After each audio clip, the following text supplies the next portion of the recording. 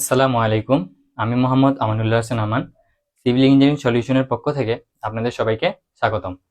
আজকে আমরা সিভিল ডিপার্টমেন্টের একটি সাবজেক্ট ম্যাথমেটিক্স 3 এর চ্যাপ্টার 1 ত্রিভুজের ক্ষেত্রফল নির্ণয়ের জন্য বেসিক যে আলোচনাটা, মানে আমাদের এই ত্রিভুজের ক্ষেত্রফল নির্ণয় করতে হলে যে যে সূত্রগুলোর প্রয়োজন হবে, সূত্র নিয়ে আলোচনা হবে। তো তোমরা শুরু থেকেই আমার ক্লাসটাতে যুক্ত থাকো। আশা করি এই অধ্যায়ে আজকের যে ক্লাসটা করলে তোমার সূত্র সম্পর্কিত প্রবলেমটা দূর হয়ে যাবে। তো এইখানে আমাদের এই ত্রিভুজের ক্ষেত্রফল নির্ণয় করতে হলে চারটা ত্রিভুজ সম্পর্কে ধারণা রাখতে হবে, আর চারটা ত্রিভুজের সম্পর্কিত যে সূত্রগুলা ক্ষেত্রফল নির্ণয়, উচ্চতা নির্ণয়, ওগুলো জানতে হবে। তো শুরুতেই আমি একটা ত্রিভুজ নিব, সমবাহু ত্রিভুজ।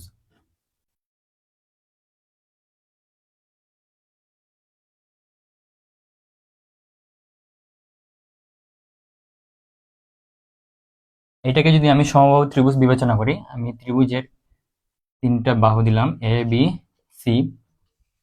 তো সমবাহু ত্রিভুজ হতে হলে একে তিনটা শর্ত পূরণ করতে হবে। একটা শর্ত পূরণ করতে হবে, এর বাহুগুলো কি হইতে হবে? সমান হইতে হবে।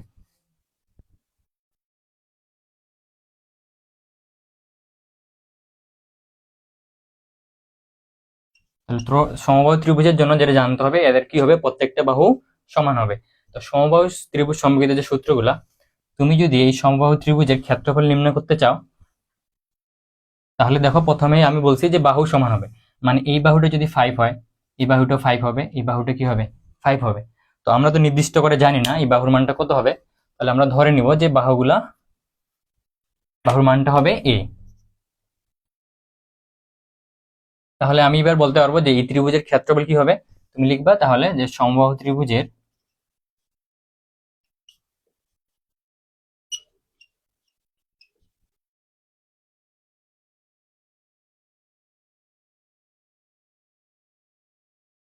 √3/4a²।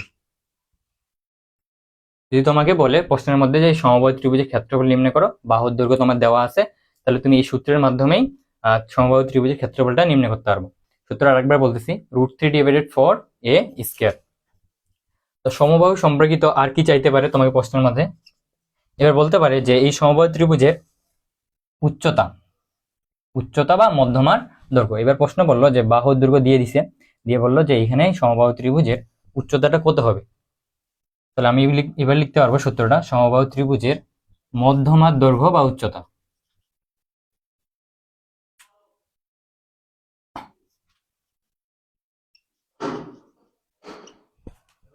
এবার যে সূত্রটা হবে √3/2a। এ হচ্ছে আমাদের বাহুর দৈর্ঘ্য, আর √3/2, মানে তুমি √3/2 এর সঙ্গে যদি এ গুণ করে দাও, তাহলে তোমার কি পাওয়া যাবে? এই যে সমবাহু ত্রিভুজের উচ্চতাটা। এরপরে সমবাহু সম্পর্কিত যে সূত্রটা 3 নম্বর, যদি এবার ওরা তোমার এই ত্রিভুজেরই উচ্চতাটা বা মধ্যমার দৈর্ঘ্যটা যদি দিয়ে দেয়, তাহলে তোমাকে ক্ষেত্রফল নির্ণয় করতে বলে, তাহলে তুমি কি করবা? তাহলে দেখো দেখো সমবাহু ত্রিভুজের যদি মধ্যমার দৈর্ঘ্য, এবার এই মধ্যমার দৈর্ঘ্যটাকে আমি এ ধরতেছি। যদি মধ্যমার দৈর্ঘ্য এ হয়, আর তোমাকে যদি ক্ষেত্রফল নির্ণয় করতে বলে, তাহলে তুমি লিখবা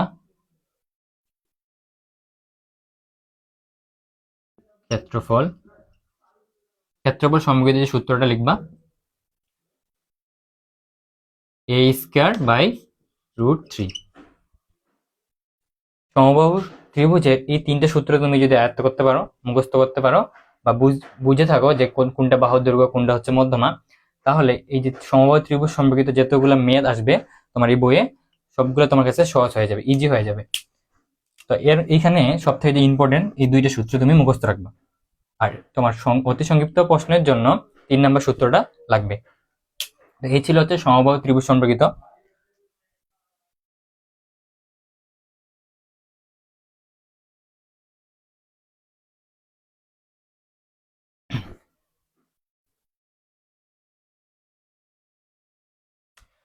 এরপরে যেটা জানবো আমরা, সমদ্বিবাহু ত্রিভুজ। সমদ্বিবাহু ত্রিভুজটা কি? আমরা এটাকে যেটা দেখলাম যে ত্রিভুজটা সমবাহু ত্রিভুজ, এবার দেখতেছি সমদ্বিবাহু ত্রিভুজ। সমদ্বিবাহু ত্রিভুজ হতে হলে এই বাহুর দুইটা মান হইতে হবে সমান। দুইটা বাহুর মান কি হইতে হবে? সমান। তো দুইটা বাহুর মান তো আমরা নির্দিষ্ট করে জানি না, তো ধরে নিলাম একটা বাহু এ আর এটা হচ্ছে আরেকটা বাহু হচ্ছে এ, আর তোমার ভূমি যেটা হবে এটা হবে বি। তাহলে এই যে দুইটা বাহু পাইছি এদেরকে বলা হবে সমান সমান বাহুর দৈর্ঘ্য। যদি এইবার তোমাকে বলে যে দুইটি সমান সমান বাহুর দৈর্ঘ্য দেওয়া আছে, ভূমি দেওয়া আছে, বা তোমাকে যদি সরাসরি বলে যে সমদ্বিবাহু ত্রিভুজের ক্ষেত্রফল নির্ণয় করো, তাহলে তুমি কি লিখবা?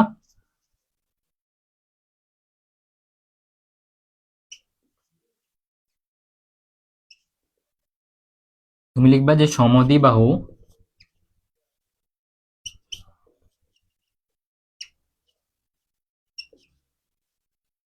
ত্রিভুজের ক্ষেত্রফল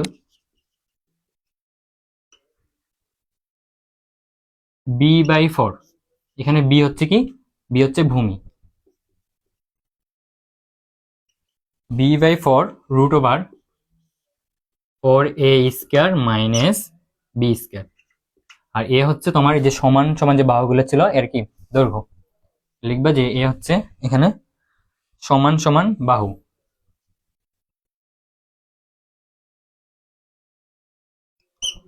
এ হচ্ছে সমান সমান বাহু আর বি হচ্ছে তোমার কি? ভূমি।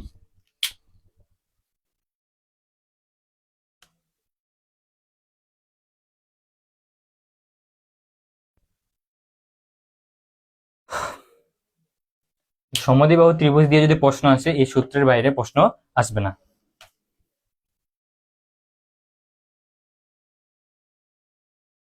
এর পরবর্তীতে আমরা একটা ত্রিভুজ দেখব, যে ত্রিভুজ দিয়ে সব থেকে বেশি ম্যাথ।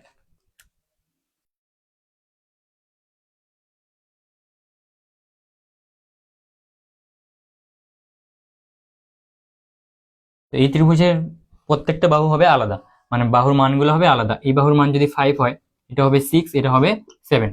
যখন তোমার তিনটা বাহুর মান আলাদা হবে, তখন আমি ওই ত্রিভুজটাকে নাম দিতে পারবো বিষমবাহু ত্রিভুজ। এই ত্রিভুজকে বলা যাবে বিষমবাহু ত্রিভুজ। তো এই বাহু মান তো আমরা এখন নির্দিষ্ট করে জানি না, তাহলে মানগুলো আমি ধরে নিতে পারি যে প্রথম যে বাহুটা হবে এটার নাম হবে এ, 2 নম্বর যে বাহুটা হবে বি, আর 3 নম্বর যে বাহুটা হবে এটা হবে সি। এবার যদি তোমাকে বলে যে তিনটা বাহুর মান আলাদা দেওয়া আছে, বলছে যে একটা ত্রিভুজের এ বি সি বাহুর মান যথাক্রমে দিয়ে দিছে, আর তোমাকে প্রশ্ন করছে যে ত্রিভুজের ক্ষেত্রফল কি কত হবে। তো আমি বলি এই যদি তোমার তিন বাহু মান আলাদা দেওয়া থাকে, তাহলে তুমি যে ত্রিভুজের ক্ষেত্রফলটা নির্ণয় করবা,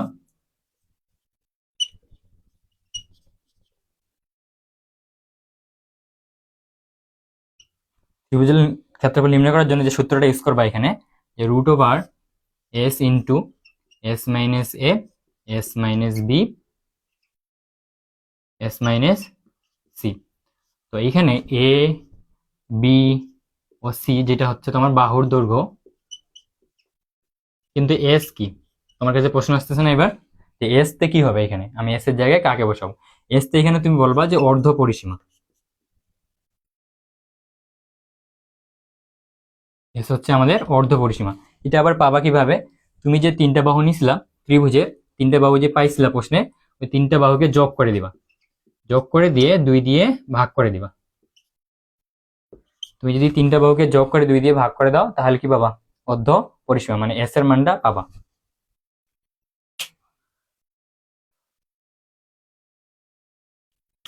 তো এই ত্রিভুজ সম্পর্কিত তোমার আরেকটা সূত্র লাগবে ম্যাথগুলো সলভ করার জন্য। যদি আবার এই ত্রিভুজের মধ্যে তোমার বাহুর দৈর্ঘ্য দেয় নেই, বাহুর দৈর্ঘ্যগুলোকে দেয় নেই, ত্রিভুজের মধ্যমার দৈর্ঘ্যগুলো দিছে। দেখো এই ত্রিভুজের কেন্দ্র থেকে ত্রিভুজের বাহুর যে মধ্যমার দৈর্ঘ্যগুলো দিছে, আমি ধরলাম এই বাহুর মধ্যমা হচ্ছে এ,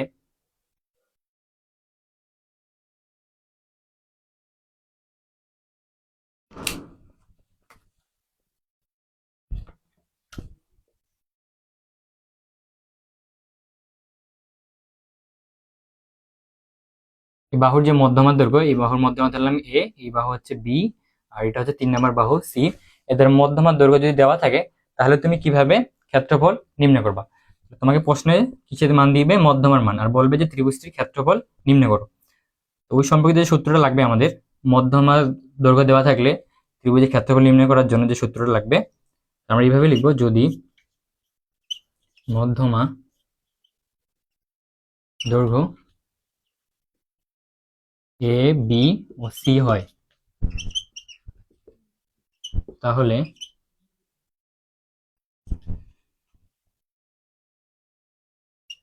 ত্রিভুজের ক্ষেত্রফল পাবা কি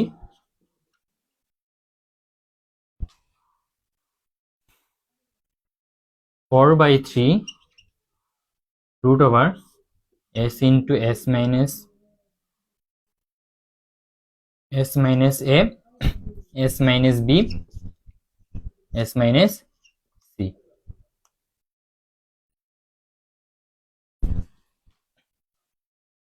তাহলে বুঝলাম আমি কি, যে তোমার এ হচ্ছে এখানে মধ্যমার দৈর্ঘ্য আর এস হচ্ছে অর্ধ পরিসীমা।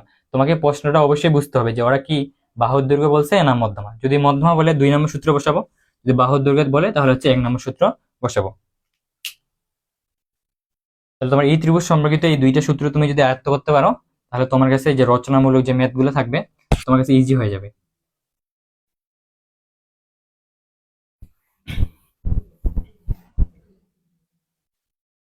এরপরে যে ত্রিভুজটা নিয়ে আলোচনা করব সবার কাছে খুব পরিচিত একটা ত্রিভুজ, সমকোণী ত্রিভুজ। তো সমকোণী ত্রিভুজ সম্পর্কিত বিস্তারিত বলার কিছু নেই, কারণ তোমরা জানো যে সমকোণী ত্রিভুজের একটা কোণের মান নির্দিষ্ট থাকে 90 ডিগ্রি। আর যদি তুমি একটা কোণকে থিতা ধরো, থিতা কোণ ধরো, পরবর্তী থিতা কোণের বিপরীতে যে বাহুটা থাকবে ওটাকে বলতে হবে লম্ব। থিতা কোণের সঙ্গে যে বাহুটা থাকবে আমি বলবো এটাকে ভূমি। আর সব থেকে যে বড় বাহুটা পাবা এখানে ওইটাকে বলবা অতিভুজ। তো বিজ্ঞানী পিথাগোরাস যে সূত্রটা দিয়েছিল আমাদের এই ত্রিভুজ সম্পর্কিত, যে তুমি যদি এই ত্রিভুজের ক্ষেত্রফল নির্ণয় করতে চাও, মানে এই ত্রিভুজ সম্পর্কিত সূত্রটা নির্ণয় করতে চাও, সেটা ছিল যে অতিভুজ স্কয়ার ইকুয়াল লম্ব স্কয়ার প্লাস ভূমি স্কয়ার।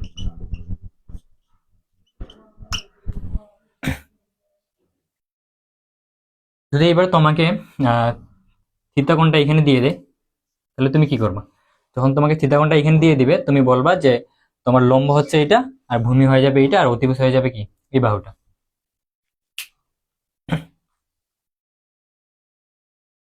আরো কিছু আমাদের সূত্রের প্রয়োজন হবে শর্ট, তোমার হচ্ছে অতি সংক্ষিপ্ত প্রশ্নের জন্য গুরুত্বপূর্ণ একটা সূত্র। অতিরিক্ত যে দুইটা সূত্র লাগবে আমাদের, যে তোমার যে কোনো ত্রিভুজের যদি তোমার 1 নম্বর যেটা লাগবে, যদি ত্রিভুজের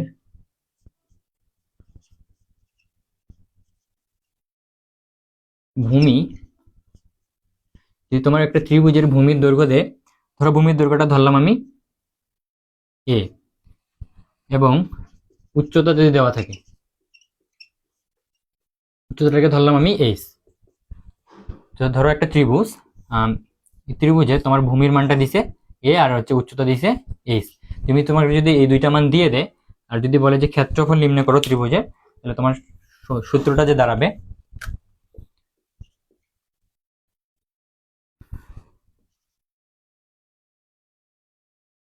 ত্রিভুজের ক্ষেত্রফল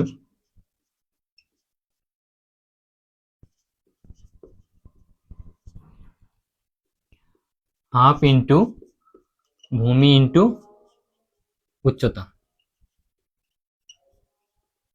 তাহলে আমরা বলতে পারি যে ভূমিকে আমি এ ধরছিলাম আর উচ্চতাটাকে কি ধরছি H, half into A H বলতে পারবো। 2 নাম্বার যে সূত্রটা লাগবে, যদি তোমার একটা ত্রিভুজের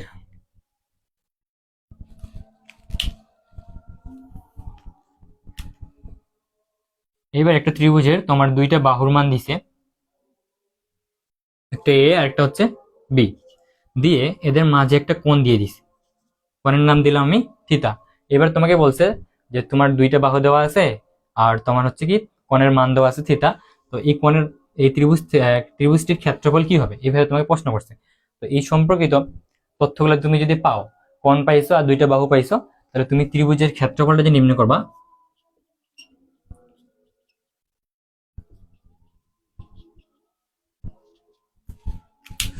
বিস্তারিত লিখি যে দুইটি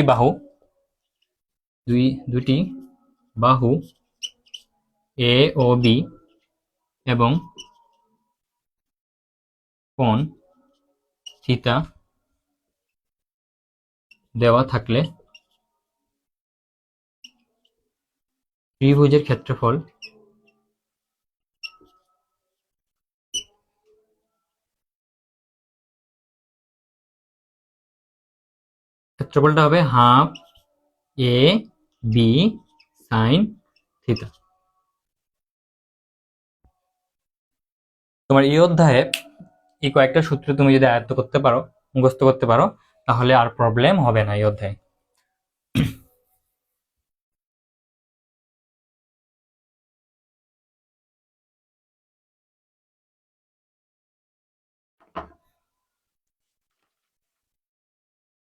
তোমাদের যে বইটা আছে, বই আর কয়েকটা বেশ কয়েকটা সূত্র আছে তোমার অতি সংক্ষিপ্তের জন্য। তুমি যখন অতি সংক্ষিপ্ত প্রশ্নগুলো সলভ করতে যাবা, তোমার হচ্ছে ওই সূত্রগুলো আয়ত্তে আসে যাবে।